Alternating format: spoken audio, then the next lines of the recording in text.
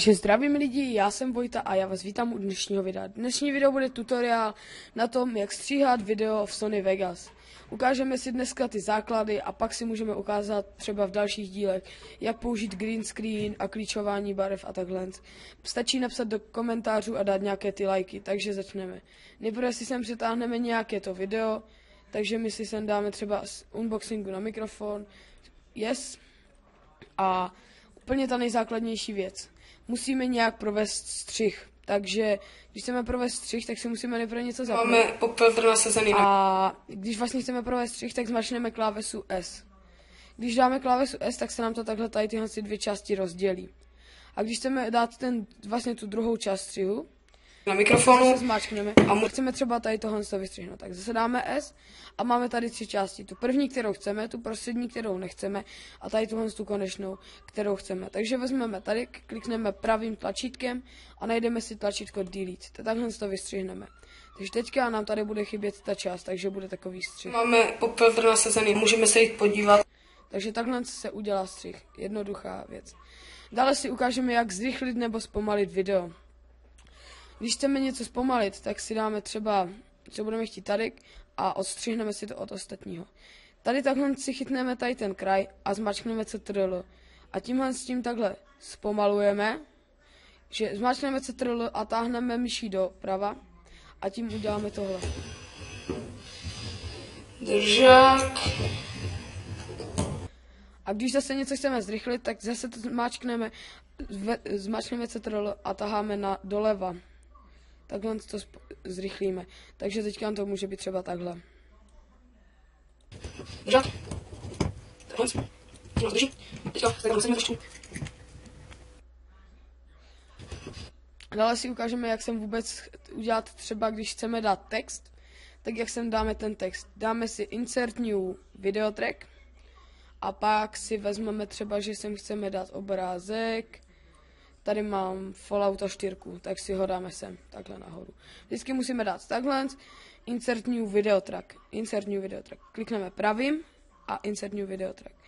Tady si to můžeme takhle kliknout na tohle a roztáhneme si to na celou plochu. Ale takhle si to vlastně přes celou obrazovku, takže bychom neviděli ty ostatní věci, které právě potřebujeme vidět, když to chceme dát třeba jenom do rohu nebo takhle. Tak tady existuje taková kouzelná která je tady na konci. Jmenuje se to Pan Crop. Event Pan /crop. Na to klikneme. A tady v Pan Cropu můžeme upravovat velikost té fotky. Když to chytneme takhle a budeme to jak kdyby zvětšovat, tak se ta fotka v tom videu bude zmenšovat. A když to se budeme takhle zmenšovat v tomhle, to bude zvětšovat na tom videu. Takže my to musíme takhle zvětšit a pak s tím budeme hýbat takhle, že budeme vlastně to. A můžeme si dát třeba tady Fallout do rohu.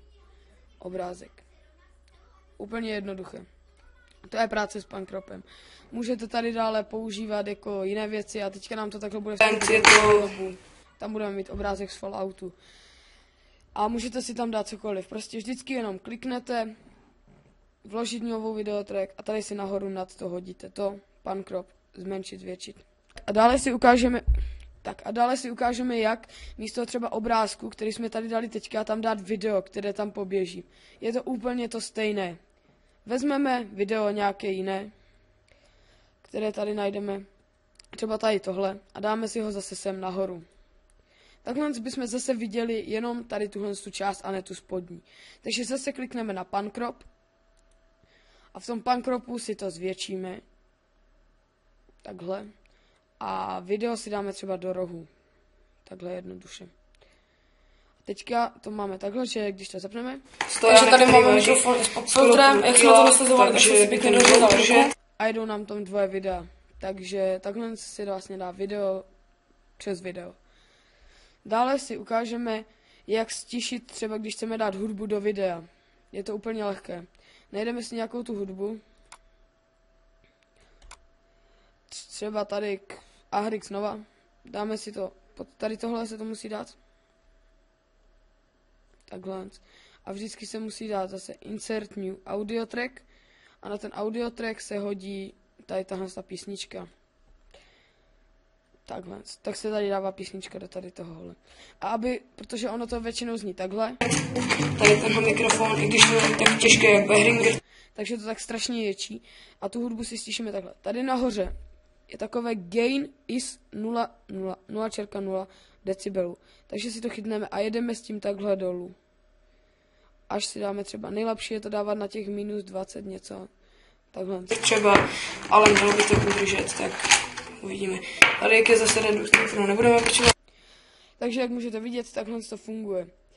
Tohle by bylo pro dnešní tutoriál všechno. Pokud se vám tento tutoriál líbil, zanechte like, odběr a komentář. A za 10 lajků udělám tutoriál, jak stáhnout Sony Vegas a pak vám ukážu další tutoriály, o které si napíšete. Můžete mi třeba dát, jak tam dát výstřel, mi můžete napsat, nebo jak použít green screen, jak místo green screenu dát nějakou fotku nebo takhle. To všechno si ukážeme. Já se s váma loučím a prozatím